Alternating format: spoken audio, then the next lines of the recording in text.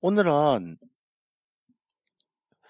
오늘은 1시간만 하겠습니다. 한 50분만, 네, 만, 라이브 방송 진행하겠습니다.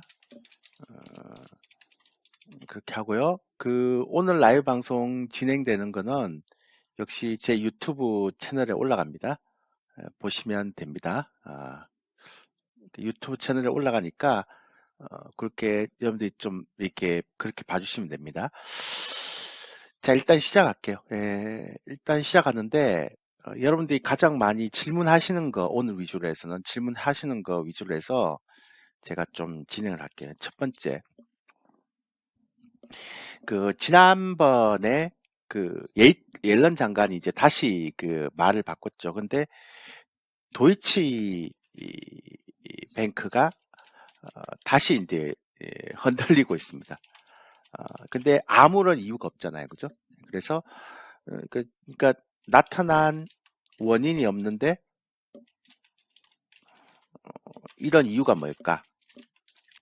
음, 이건 이제 질문을 가장 많이 하시죠. 요거에 대한 답변은, 제가 볼 때는, 이걸 답을 이제 제가 얘기를 하자면, 지금의 심리라는 것가 중요한 원인이다. 그러니까 지금의 심리 상태를 음, 그대로 보여주는 거다. 이렇게 보시면 됩니다. 그러니까 그래서 그만큼 이제 옐런 장관이나 아니면 페드에서 그리고 스위스 은행에서 그렇게 빨리 이렇게 보장을 해줘도 그만큼 이제 부담스러운 거죠. 그래서 전체적으로 보면 이게 이유가 없는데도 불구하고 도이치뱅크까지 이제 흔들리고 있다는 것. 유럽은 이제 굉장히 좀 부담스러운 부분이 있죠. 그러니까 미국 같은 경우는 지방은행만 그런데요. 지금 유럽 같은 경우는 지금 음, 스- 뭐 크레딧 스위스부터 시작해서 그 다음에 도이치뱅크까지. 이게 도이치뱅크는 심리인 것 같아요. 왜냐하면 예, 지금 어, 지금 1년에 일어나고 있는 그러니까 유럽 은행들에 대해서 신뢰를 못 하겠다는 거죠. 그래서 이제 투자자들이 그쪽에 대한 부분이 약간이라도 흔들리면 일단 팔고 보자라는 심리가 막 작용하고 있다라고 보면 될 것 같습니다. 두 번째, 아, 그, 어, 또 가장 질문 많이 하는 게 시장이 꺾일까요? 네. 예, 제 답은 네. 예, 근데 아직은 아니다. 이제 근데 빠르면 올해 하반기, 아무리 느려도 내년 상반기에는 온다. 이렇게 보는 거죠. 그러면 세 번째, 대표님이 보시는 지수대는 어디인가요?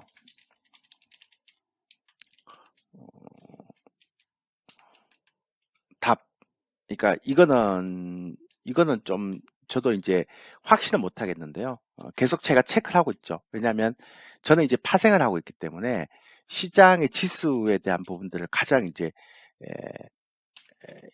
이제 유심히 살펴야 되는 그런 어떤 그러니까 그런 섹트를 갖고 있기 때문에 에, 굉장히 많이 유심히 살피고 있습니다. 그래서 답, 음, 음, 올해 올해 지수의 고점은 2500선 후반이거나 혹은 2600선 중후반이거나.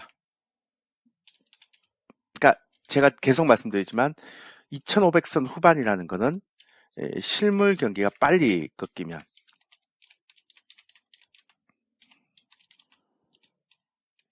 이건 제가 좀 이따 말씀드릴게요. 그러니까 즉 무슨 얘기인가 하면 예, 지금처럼 박스권으로 묶어 놓고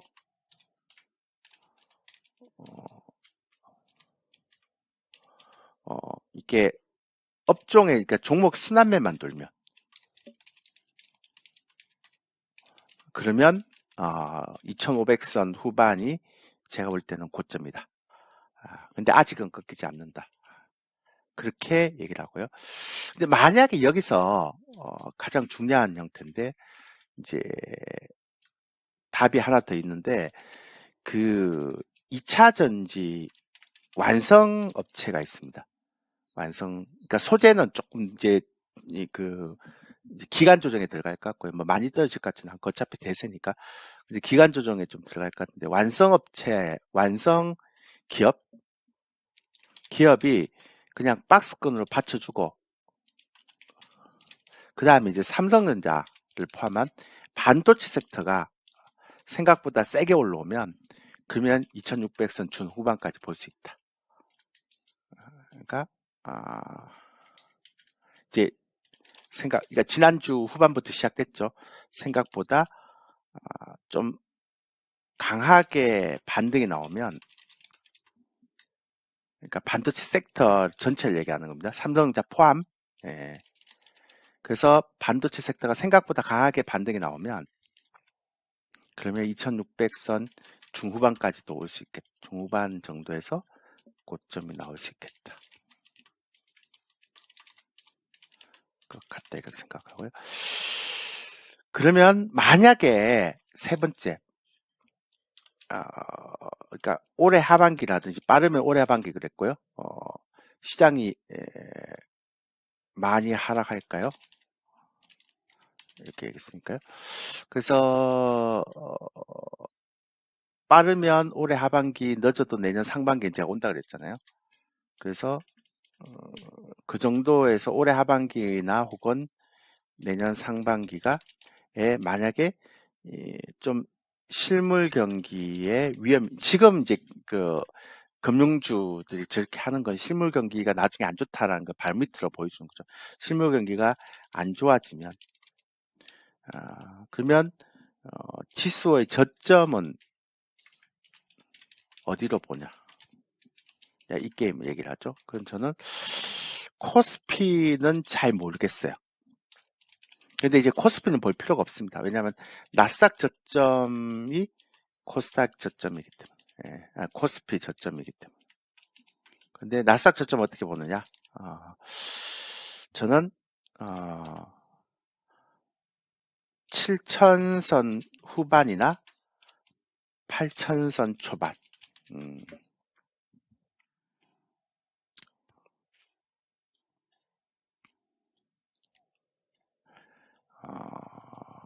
그 정도 보고 있습니다. 이유가 뭐냐? 제가 지금 그러면 이유가 뭐냐? 제가 지금 통계를 내는 데이터로 보면 실물 경기 침체가 옵니다. 근데 요게 그냥 오는 게 아니라 요게 금융위기까지 같이 올 수도 있습니다. 그러니까 실물 경기 침체가 오면 금융위기까지도 같이 올 수 있습니다. 그래서 제가 이걸 보고 있고요. 그러면 코스피는 어떻게 되느냐? 그러니까 만약에 올해 시장의 고점이 2,500선 후반이면 그러면 내년에는 좀 충격을 받을 것 같고요. 올해가 만약에 2,600선 중후반 정도 되면 그러니까 올해 만약에 코스피가 2,000선, 2,600선 중후반까지 가서 고점이 나오면 저는 내년에 한 2,000선 초반 정도에서 그러니까 나스닥이 7,000선 후반이나 8,000선 초반까지 가더라도 우리는 2,000선 안 깨질 수 있고요. 만약에 올해 지수 고점이 2,000선 후반 정도까지밖에 못 가고 꺾인다. 라고 얘기하면 내년에 우리 2,000선 무너질 수 있습니다. 일시적으로. 왜냐면 우리는 아직은 저평가됐기 때문에 미국 시장과 다르죠. 그리고 6번 그러면 내년 이후는 미국 시장이 강할지 아니면 한국 시장이 강할지, 그러니까 이머징이라고 얘기했더니 강할지를 전망을 해봐라. 당연히 뭐 저는 티도 안 돌아보고 한국 시장이 강합니다. 그러니까 즉 무슨 얘기인가 하면 아마 내년에는 달러가 강세로 못 갈 겁니다. 아마 빠르면 올해 하반기부터 이제 달러는 약세로 갈 겁니다. 그게 그러니까 즉 무슨 얘기인가 하면 그 원화가 그러니까 원화도 강세로 간다라는 건 아니고요. 그러니까 달러가 약세로 가면 원화가 상대적 강세는 되겠지만 원화가 초강세는 안 되잖아요. 그러니까 달러 인덱스만 약세로 가는 거지. 원화도 어차피 또 우리나라의 펀더멘탈이 약해져 버리면 똑같은 거 아니겠어요, 그죠? 그래서 그렇다고 해서 원화가 상대적 강세는 되더라도 그러니까 엄청나게 강세로 간다? 이거는 제가 볼 때는 안 됩니다. 그러니까 지금 원화가 지금 굉장히 저평가되어 있기 때문에 그래서 그거에 대한 해소 과정만 하면 되는 거죠. 그러면 제가 볼 때는 만약에 일본이 금리에 지금 묶어놨잖아요. 그러니까 일드 커브 컨트롤이라고 이게 그걸 묶어놨습니다.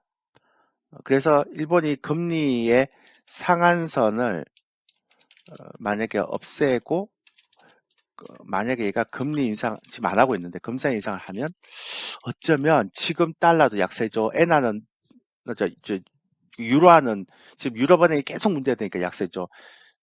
그동안 못난이 취급받던 엔화가 강세로 전환될 수 있습니다.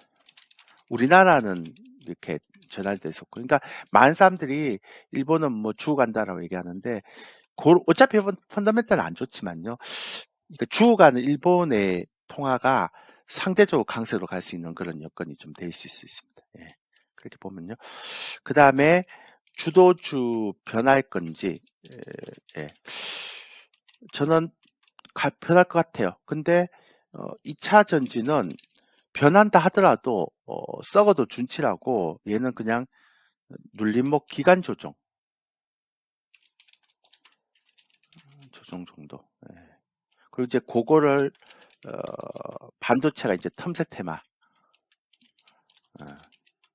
부각 이렇게 되겠죠. 그렇게 되는 걸로 아마 우리가 좀 생각하면 되지 않을까. 그래서 2차 전지는 막 떨어지는 건 아니고요. 그러니까 눌림목에 대한 기간 조정 이 정도 되는 거고요. 근데 2차 전지도 조금 다르게 봐야 되지 않을까라는 생각을 하게 됩니다. 그 뭐냐면 소재는 좀 이제 기간 조정에 들어갈 것 같고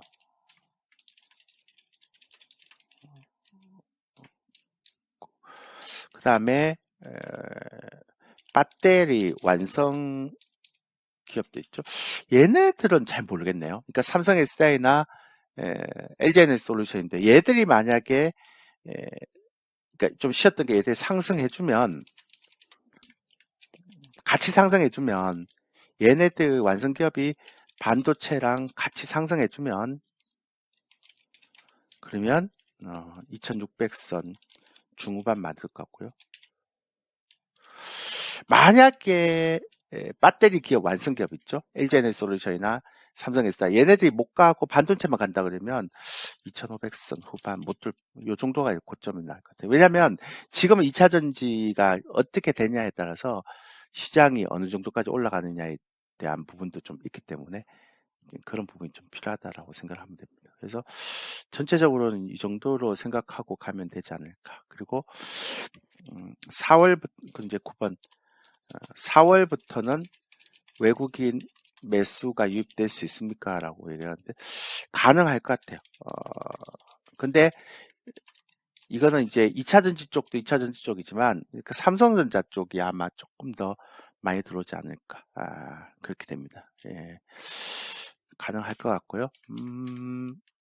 마지막으로 10월 달에 2500선 후반이 되든 2600선 중반이 되든 그러니까 빠르면 올해 연말, 늦어도 내년 상반기 중에는 나스닥이 7000선 후반에서 8000선 초반까지 올 거다라고 이제 방금 얘기를 해주셨으면 뭐 어떤 전략을 해야 됩니까? 라고 좀 일단 주식은 쉬어야 되죠.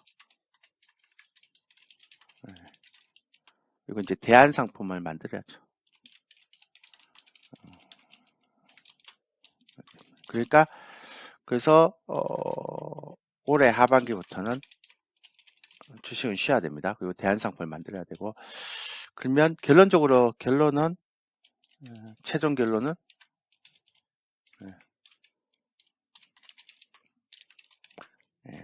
주식은 올해 상반기 마지막 2개월 정도 남았다. 그러니까 이제 여러분들이 승부를 이제 주식 투자로는 올해 상반기 마지막 2개월 정도 남았습니다. 거의 다 개별 종목이죠. 위주의 순환매 장세가 나올 것 같다 이렇게 생각하시면 돼요. 내년에 나스닥이 7000선 후반에서 8000선 초반 찍으면 초반에서 이제 진바닥 찍으면 그 다음 한국 시장 어떻게 될 것 같으냐? 그러니까 1970년대 미국의 니프티 50 장세 있죠? 똑같죠? 근데 아마 내년 저점 확인 이후 아마 이게 이제 외국인들은 이머징 시장으로 들어오겠죠. 미국 시장 이제 좀 매력이 없어요. 그러니까 한국판 올해도 됐죠. 올해부터 시작됐는데 올해부터 시작된 한국판 니프티 50 장세, 그러니까 50 장세 그러니까 이걸 이제 준비를 해야 됩니다. 그러니까 즉 이제 여러분들이 막 이 종목 사고 저 종목 사고 이 종목 사고 저 종목 사갖고 이제 승부가 안 나는 거죠. 그러니까 올해도 그런 형태인데 가는 종목만 계속 가는 장세 이렇게 되죠. 그래서 아마 내년에는 더 본격화될 거다. 장세가 본격화될 것 같다. 이게 미국도 한 5년 갔거든요. 근데 우리나라도 한 3년은 갈 것 같아요. 최소. 그래서 주식들을 그렇게 막 이렇게 막 이렇게 확산해서 가는 거는 좀 아니다라는 생각을 많이 하게 되는 거죠. 그죠? 그걸 이제 여러분들이 잘 생각하시고 하시면 될 것 같습니다. 자, 제가 빠진 질문이 있습니까? 제가 빠진 답변. 그러니까 이제 궁금한 거 한번 질문해 보세요. 제가 대충 여러분들이 가장 궁금한 것들에 대해서는 다 앞에 설명을 드렸습니다.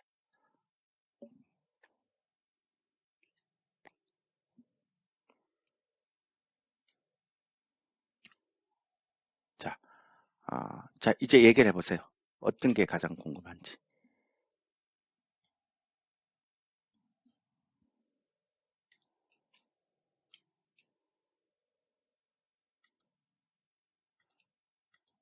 자, 궁금한 게 있으면 물어보세요.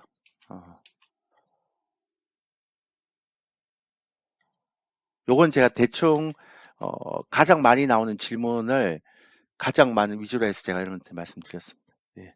물어보세요. 예. 그러니까 올해 고점도 제가 다 말씀드린 것 같고요.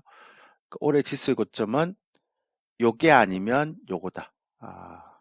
어디가 지난번에는 2600선 중후반을 더 높게 봤는데요. 이제 모르겠어요. 그러니까 도이치까지 흔들리고 막 그러니까 다음 주도 좀 봐야 될 것 같긴 한데 어쨌든 살짝 그러니까 순환매 장세로만 흔들릴 것 같고 잘 모르겠어요. 네. 그렇게 하시면 되고요. 장기적으로는 2차 전지죠. 네. 뭐 얘기할 거 있으니까 한국판 니프티 50 장세가 본격화 되려면 2차 전지가 기본이죠. 이거는. 네. 그렇게 하면 되고요.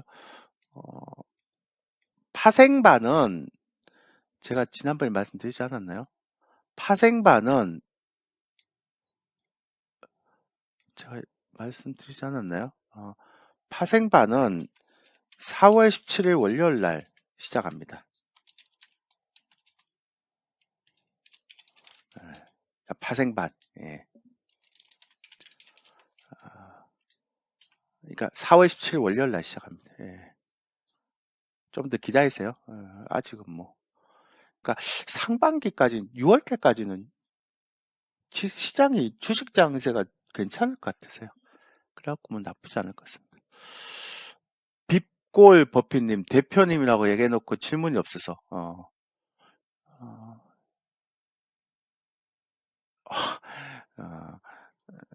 저는 연말에 인하할 것 같습니다. 미국 금리.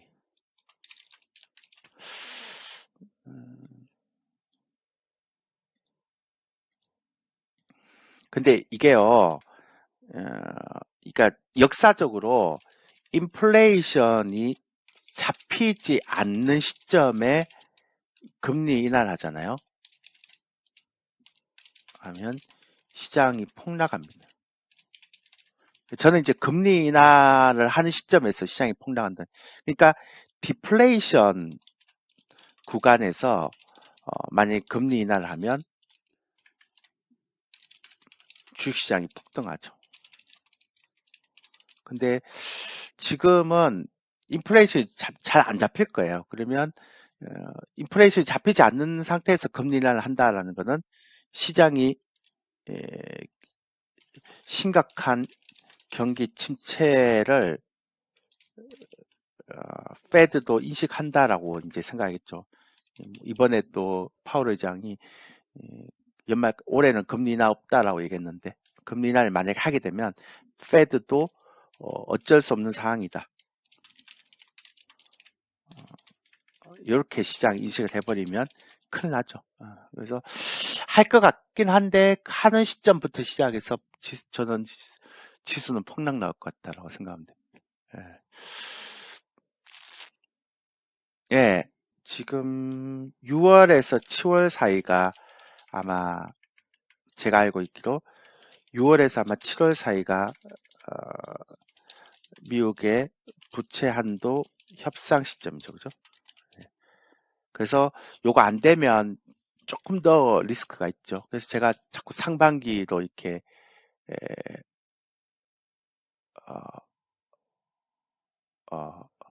이렇게 보고 있는 겁니다. 빠르게는 못 하겠죠. 이렇게 파월 의장이 이번에도 올해는 금리 인하 없다라고 했는데 근데 그거를 빨리 할 수 있겠어요? 자기도 자존감이 있는. 그러니까 경기 침체가 본격화되기 전에는 쉽지 않겠죠. 근데 지금 고용 지표나 이런 거 나오는 거 보면 어제도 실업 청구 건수 보니까 19만 정도더라고요. 그러니까 고용 지표가 나쁘지 않아요. 이렇게 안 나쁘면 금리는 안 할 겁니다. 아직은. 그래서 별로 안 할 겁니다. 그 다음에 인플레이션이 안 잡힐 경우일수록 어찌 보는지 저는 잡혀도 만약에 금리 인하를 하면 다시 인플레이션이 급등을 그러니까 올라온다라고 본다. 이렇게 봅니다. 이게 쉽게 안 잡힙니다. 그거는. 그렇게 생각하시면 됩니다. 여름철 9월, 10월은 하락장인가? 여름철이 중요한 게 아니고요.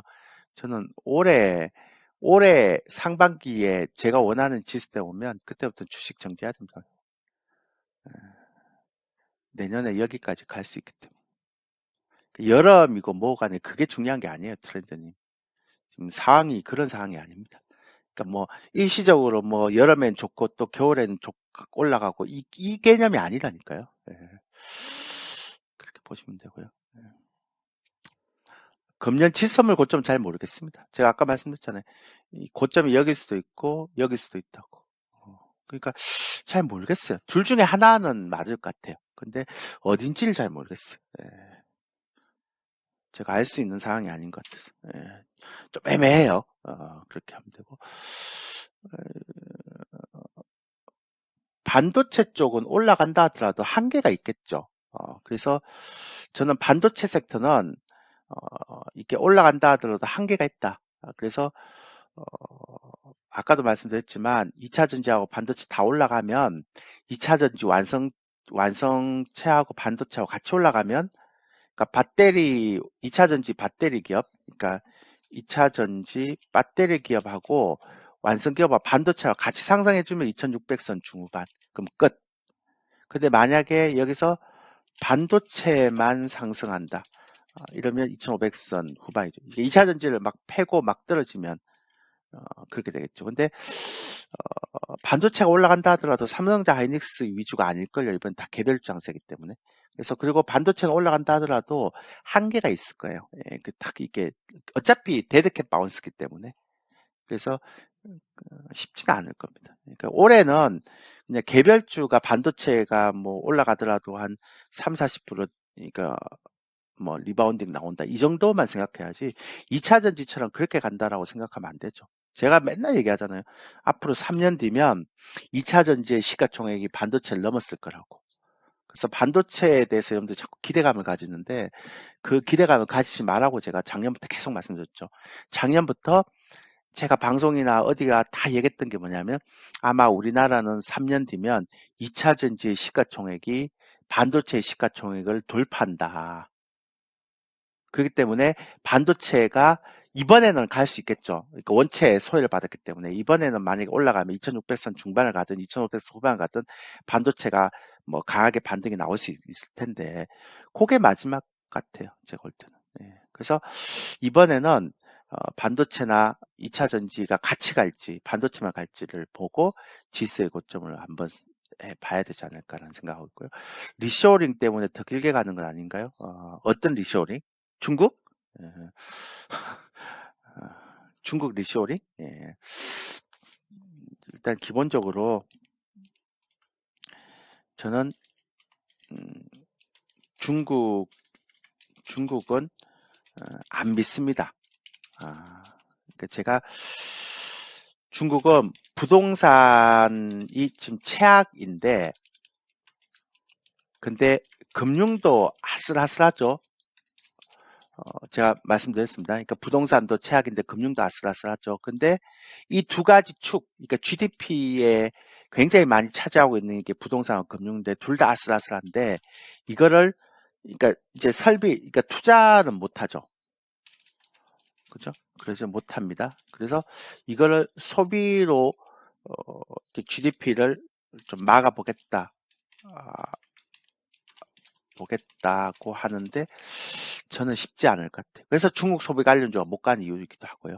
그래서 저는 예전에 그랬잖아요. 리쇼어링 자체는 안 믿는다고. 그러니까 그것도 올해는 주도주는 아닐 것 같다고. 중국의 리쇼어링 때문에 뭐 굉장히 많이 올라갈 것처럼 얘기하는 거, 그렇게 생각하면 안 됩니다. 그렇게 가지고 그 다음에 이제 많은 사람들이, 저는 이 최근에 이제 제가 들었던 종목, 그러니까 얘기들 중에 삼성전자에 대한 그 이제 맹신론이 있어요. 작년에부터 작년 연초에 이 얘기를 정말 많이 하더라고요. 제가 시장 안 좋다고 얘기했을 때. 근데 저는 이거 이때 굉장히 제가 욕했죠. 물론 삼성전자가 나쁜 건 아닙니다. 뭐 얘가 AI나 뭐 이런 걸 다 투자를 하기 때문에 지금 이런 AI나 뭐 이런 챗 GPT 이런 것 때문에 이제 반도체나 이런 것들이 좋긴 한데, 근데 저는 삼성전자의 맹신론이 지금까지 있었다면, 지금까지 우리가 한 30년 역사에 아마 있었다면, 물론 앞으로도 있겠죠. 삼성전자는 메인 축이니까. 근데 저는 이게 작년부터 그랬잖아요.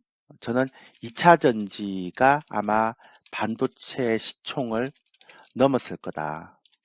이걸 제가 작년부터 계속 그런 얘기했죠. 그러면 이제부터는 삼성전자에 대한 맹신론에 대한 부분들 여러분들이 조금 좀 거둬야 될 것 같습니다. 예, 그러니까 물론 삼성전자를 사는 건 되게 좋죠.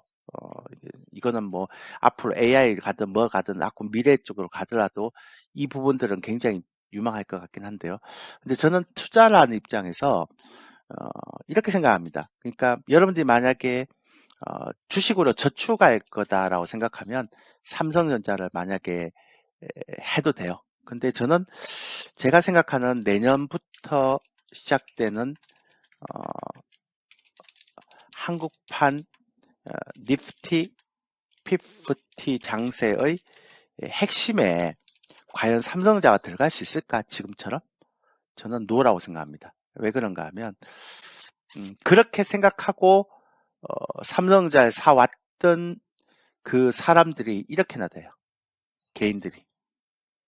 그러니까 작년에 코스피를 16조를 샀는데 삼성전자를 우선주 포함해서 17조를 샀습니다. 그리고 3천 이상에서는 36조를 샀거든요.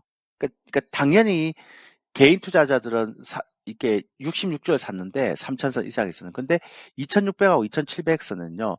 작년에 개인들이 산 거는 삼성전자하고 삼성전자 우선주를 빼면 오히려 코스피가 마이너스예요. 순매도예요, 순매도.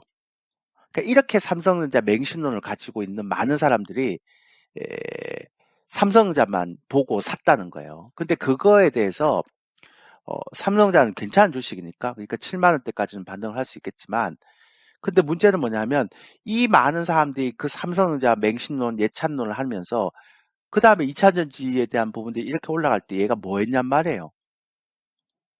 그러니까 삼성전자는 한국의 삼성전자고 한국의 대표적인 게 좋아요. 인정. 나중에 좋을 수 있다. 인정. 근데 투자를 하는 사람들 입장에서 보면 어, 핵심에 있는 주식을 투자해야 되지 않을까요? 저는 그런 의미에서 봤을 때는 삼성전자는 그냥 여러분들이 빼놓을 수 없게 투자를 할 수 있지만 이제 앞으로 이 한국판 니프티 피프티 장세에서는 삼성전자가 메인으로 투자를 하기에는 좀 부담스럽다. 저는 그렇게 생각합니다. 그러니까 투자를 할 때 제가 맨날 얘기하는 거죠. 그러니까 주식 투자를 할 때 제가 작년부터 계속 이제 제발 좀 트렌드를 봐라. 그러니까 과거에 묶여 있는 사람들은 한계가 있다라고 말씀드렸죠. 과거에 내가 삼성전자 사서 실패한 적이 없다. 지금도 실패 안 할 거예요. 문제는 투자를 했을 때 내가 다른 섹터 대비해서 삼성전자가 그렇다고 제가 급등주하라는 얘기도 아니고 개별주하라는 얘기도 아니잖아요. 그죠? 그죠? 그러니까 근데 이제 똑같은 그 만약에 예를 들어서 이렇게 했죠. 화학업종을 만약에 매수할래? 삼성전자 매수할래? 그럼 삼성전자 무조건. 삼성전자 우승. 그러면 바이오를 할래? 삼성전자 할래? 삼성전자 무조건 우승. 뭐 더 이상 얘기할 거 없죠. 무조건 우승이죠. 근데 2차 전지를 할래? 삼성전자 할래? 이러면 얘기가 달라지는 거죠. 예. 개념이 이제 좀 달라지는 거죠. 그래서 이제 그러니까 아직은 삼성전자가 절대적으로 굉장히 우수한 기업이고 그런데 그게 어느 순간부터 2차 전지가 그거를 대체할 수 있는 섹터로 확 첨가돼 버린 거죠. 그러니까 조선주를 살래, 삼성전자 살래? 아, 당연히 삼성전자 사죠. 은행주 살래, 삼성전자 살래? 당연히. 근데 2차 전지 삼성전자하고 뭐 얘기하면 저는 2차 전지라고 보죠. 그럼 저는 이제 어떻게 하느냐? 내년에 나스닥이 한 7천선 후반에서 8천선 초반 오면 2차 전지를 또 사는 게 맞다고 봅니다. 그 정도 되면 이제 충분히 또 지수는 싸니까요. 네. 주도주는 안 바뀔 것 같아요. 네. 그렇게 돼야 될 것 같고요. 한국 지수가 오르면 미국이 전고점 돌파한다. 아유, 16번. 이제 올해나 내년이나 이제 한국 시장과 미국 시장은 이제 차별화될 겁니다. 그러니까 달러 인덱스가 그래. 아까 제가 설명드렸죠. 그래서 이제는 미국 시장 보고 한국 시장 투자하는 거는 내년에 나스닥이 한 7,800선 잡을 때 있고, 아마 나스닥이 7천, 8천 온다 하더라도 한국 시장은 아마 2천선 안 무너질 수도 있고, 무너져도 살짝 무너졌다 올라올 수도 있을 거예요. 그러니까 올해가 한국 시장이, 그러니까 작년에 한국 시장이 그렇게 약했잖아요. 왜냐하면 달러 강세 정책을 피했으니까, 미국이 금리를 올리면서 계속 달러 강세를 취하니까 이제 한국 시장이 약해지는 거죠. 미국 시장보다는. 근데 내년에는 이제 달러 인덱스가 약해져 버리면 한국 시장이 미국 시장보다 훨씬 더 강한 시장이 될 겁니다. 예, 그렇게 보시면 될 것 같습니다. 그래서 이제 내년부터는 이제 미국 시장 안 봐야 될걸요. 서로 이제 이렇게 연동이 되는 강도가 굉장히 작아질 것 같으니까. 어, 그렇게 하시면 되고요. 어, 또 질문. 그래서 주식을 할 때는 좀 트렌드를 보고 하세요. 예. 지금 트렌드가 어떤 트렌드인지를 좀. 그러니까 옛날에 했던 트렌드가 아니잖아요. 그죠? 예, 그러니까. 그래, 하반기 만약 미국 인플레이션 5% 떨어져 기업 실적 그렇게 나쁠 거니까 현 5% 대세 상승. 대세 상승. 예.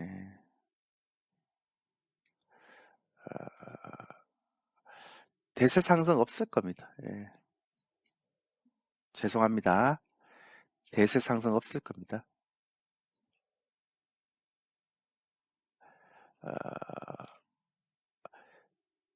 대세 상승은 기대하지 마세요. 예. 실력이 좋으신데 왜 주식 안 하시는지 그 얘기 드릴까요?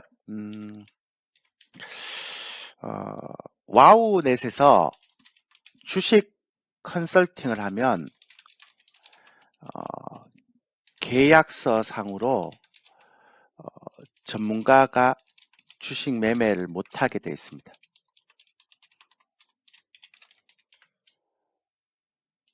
그러니까 저희는 그러니까 혹시라도 전문가가 주식 매매를 하게 되면 그는 계약 위반입니다. 근데 만약에 전문가가 파생으로 가면 그러니까 파생만 컨설팅을 하면 그 예외가 됩니다. 주식을 얘기 안 하니까. 그러니까 주식 일체 언급을 안 합니다. 그러니까 시가총액 대형주는 언급을 하겠죠. 주식 선물을 하니까. 그 첫 번째 이유가 그거고요. 두 번째 이유는 첫 번째 이유는 이렇고요. 두 번째 이유는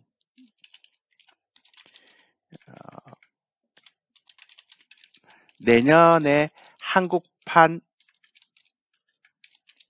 니프티 피프티 장세가 오면 생각보다 미국판도 똑같지만 한 20종목 내외의 종목들만 이번에 에코프로처럼 줄기차게 상승하는 장세가 올 겁니다. 그러면 이 종목들은 다 주식 선물에 포함되어 있습니다. 그러니까 굳이 안 해도 됩니다. 저는 내년에 나스닥이 7천선 후반에서 8천선 가면 우리 인생에서 다시 없을 기회가 온다고 생각하거든요. 주식은. 예.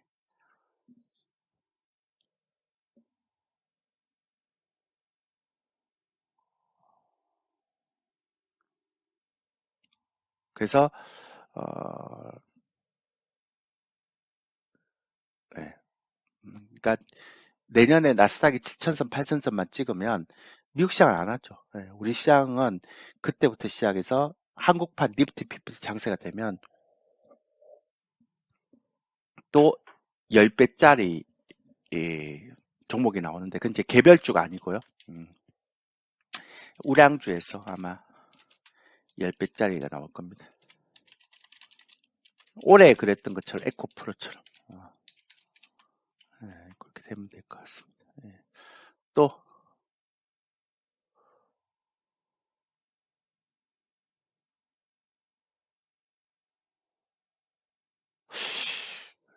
18번 파생을 한다 그러니까 주식을 아예 안 한다는 게 아니고요. 지수 선물과 주식 선물을 같이 하죠. 근데 제가 매번 얘기했죠. 개별주 신경 써서 하는 것보다 주식 선물을, 그러니까 이런 거죠. 그러니까 개별주를, 어, 이렇게, 이렇게 뭐, 이게 많이 못 사잖아요. 종목당 부담스러워서 한번 8% 이렇게 사는 것보다는 괜찮은 우량주, 그러니까 주식 선물 있는, 있는 종목, 이런 거를 종목당 한 20%씩 매수하는 게 오히려 더 좋지 않나요?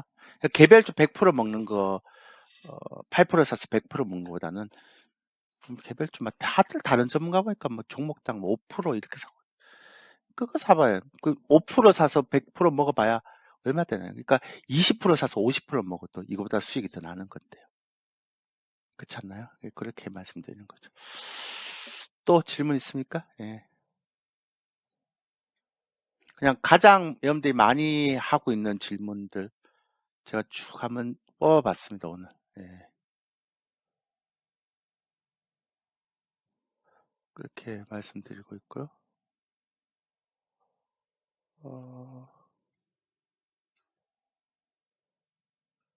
그러니까 5%짜리 막 막 10종목, 20종목 사서 어떤 종목 올라가고 어떤 종목 못 올라가고 그거 하지 마시고요.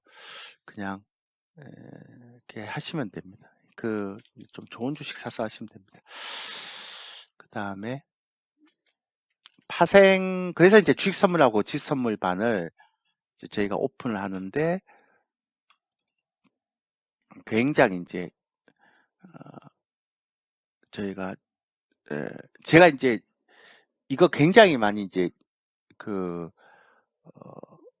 신경을 많이 쓰고 있습니다. 그래서 4월 17일 날 오픈입니다. 4월 17일 날. 그때 이제 주식 얘기도 많이 해드릴게요. 4월 17일 날. 주식 얘기는 개별 종목 얘기는 아마 저희 파생반에서만 얘기할 겁니다. 그렇게 하시면 되고요. 대표님 혹시라도 연말에 금융장하면 아까 말씀드렸습니다. 앞에 거 참고하세요. 앞에 다 얘기 드렸습니다.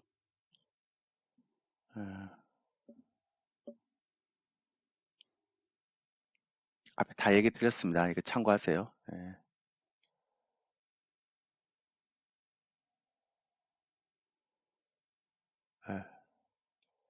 여기 다 얘기했으니까요.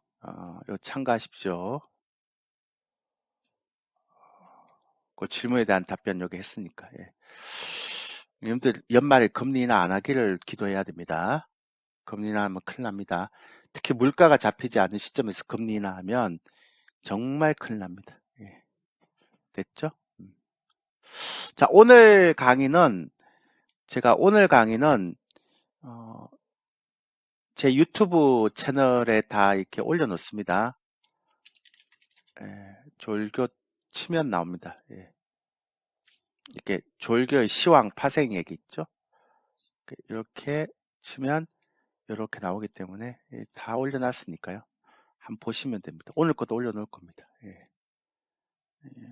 제가 구독자가 한 3,000명밖에 안 되는데 뭐 올리면 제가 600회씩 막 이렇게 나옵니다. 그래서 보면 돼요. 중국은 지금 공산당이 중요한 게 아니고요. 부동산하고 지금 금융이 되게 위험합니다.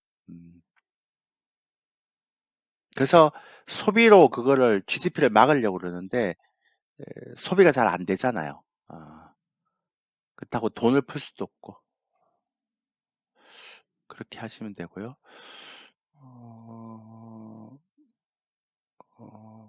종목에 대한 공부 어떻게 하는 것이 좋은가요?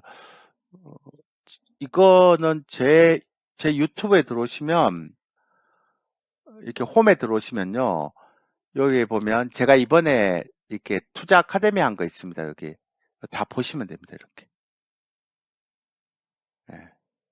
투자 아카데미에 다 올려놨거든요. 제가 그래서 공부하시는 분은 투자 아카데미 보시고 하시면 됩니다. 이렇게 요거 공부하시면 됩니다. 그렇게 하시면 되고요. 파생반 시장을 지금 주식 강의도 듣고 싶은데 그렇게 해줄 수 없어. 그거는 아니 그게 아니고요. 지금 여러분들이 잘못 생각하고 있는데 4월 17일 이렇게 목요일 그러니까 월요일부터는 기존의 주식반을 파생반으로 합반합니다. 그러니까 여러분들이 이제 4월 17일부터 하게 되면 기존의 주식반을 파생반을 합반되는 거죠. 이렇게. 예. 그래서 저희가 이제 주식하던 반을 다 파생반을 어차피 지금 파생을 하고 있으니까 지금 파생 매매를 벌써 시작을 하고 있습니다. 워밍업이지만 하고 있습니다. 그래서 그렇게 보고요. 단 이번에 주식 특강은 못 봅니다. 그러니까 이번에 주식 특강을 했거든요. 그래서 이번 주식 특강 VOD를 했는데 이게 너무 좋은 내용이 들어가 있어서 저는 개인적으로 지난번에 다 말씀드렸지만 주식 특강 꼭 가입하라고 제가 이게 이제 파생반 아마 4월 말 정도 되면 아마 이번 주식 특강 이거 삭제될 것 같아요. 없어질 것 같아요. 근데 제가 주식을 마지막으로 한다고 해서 이 주식 특강을 진짜 좋은 내용을 많이 넣었거든요. 예, 그래서 혹시라도 이렇게 하시면 되고요. 초보도 파생반 가능한 안 되죠. 파생반을 하려면 여러분들이 많이 배워야 됩니다. 그래서 혹시 파생을 하실 분들은 요 조일교 투자 아카데미의 파생 강의 초급편이라고 있어요. 여기. 요거를 3시간짜리인데 다 한번 들어보고 공부를 하세요. 공부를 하셔야지 뭐 이걸 알죠. 아무것도 모르고 파생 어떻게 들어옵니까? 위험한 건데. 안 됩니다. 주식 선물을 할 수 있겠죠. 근데 주식 선물도 어떻게 하는지를 보고 가야 돼요. 예. 그러니까 함부로 못 들어옵니다. 초보들. 그러니까 파생을 한 번도 안 해본 사람들은 못 들어옵니다. 주문 실수도 있고 막 여러 가지 있기 때문에 파생을 꼭 하실 분들은 이쪽으로 들어오셔서 공부를 하고 하셔야 됩니다. 예. 그렇게 하고 가시면 됩니다. 그러니까 제가 또 시작하면 파생 특강을 했거든요. 4월 17일 날. 그때 또 자세하게 말씀드리겠지만, 예. 그러니까 뭐, 저는 뭐 어렵게는 안 합니다. 또, 그래서 제 결론은,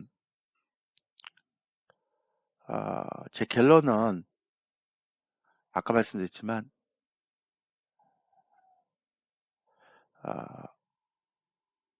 여러분들 주식으로 수익을 낼 수 있는 시기가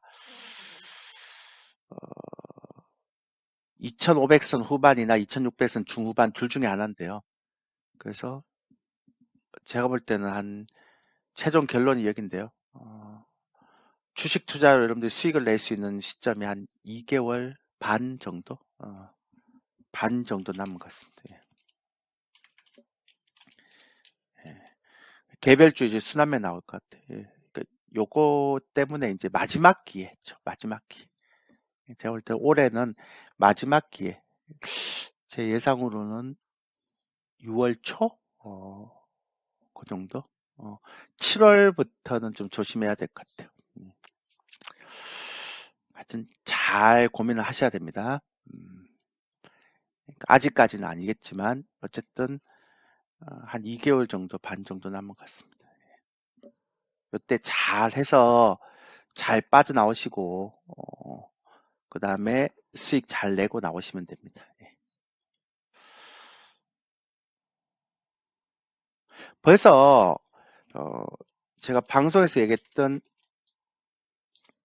HPSP 같은 게 이제 이런 것도 있죠. 이런 개별주들이 막 날아가기 시작하잖아요. 그러니까 올해는 개별주 상승이었고요. 됐죠? 더 이상 없죠? 예. 자, 오늘은 여기까지 하고요. 그 다음에 여러분들이 제 와우넷 고객센터 하시면 제 상품 들을 수 있습니다. 그렇게 하시면 되고요. 예, 여기까지 하겠습니다. 고생하셨습니다. 예. 제가 그냥 대충 큰 질문만 다 해놨습니다. 예. 자, 여기까지 할게요. 내일부터 또 한 주 즐겁게 지내세요. 예. 그 다음 TV 스페셜 강의는 제가 이제 끝났습니다. 그래서 이제 매주 화요일 오후 3시 40분에서 3시 53분 동안 하는 그 방송, 장중 방송밖에 안 나갑니다, 이제는. 예.